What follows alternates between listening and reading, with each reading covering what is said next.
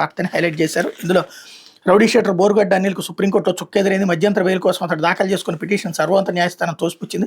CM Chandrababu, ఉప ముఖ్యమంత్రి పవన్ కళ్యాణ్, మంత్రి లోకేష్తో పాటు మరికొందరిని అసభ్య పద్యాలతో దూషించిన కేసులో బోరుగడ్డను పోలీసులు అరెస్ట్ చేశారు. అయితే తన తల్లికి అనారోగ్యం అని చెప్తూ అతడు మధ్యంతర బెయిల్ పొందారు.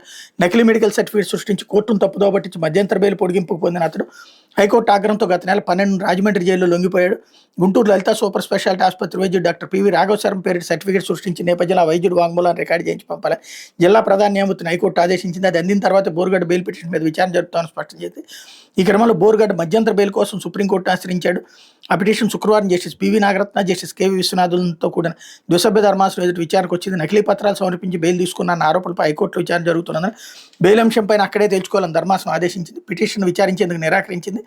కాగా బోరుగడ్డ అనిల్ కేసును అనంతపురం జిల్లా ఫ్యామిలీ కోర్టు మే 9వ తేదీకి వాయిదేసింది. CM Chandrababu, deputy CM Pawan కళ్యాణ్పై అనుచిత వ్యాఖ్యలు చేసినందుకు అనంతపురం 4వ పట్టణ పోలీస్ స్టేషన్లో అతడిపై కేసు నమోదైంది అన్నట్టు వార్తని హైలైట్ చేశారు. లేకపోతే 3 మాఫియాల పగ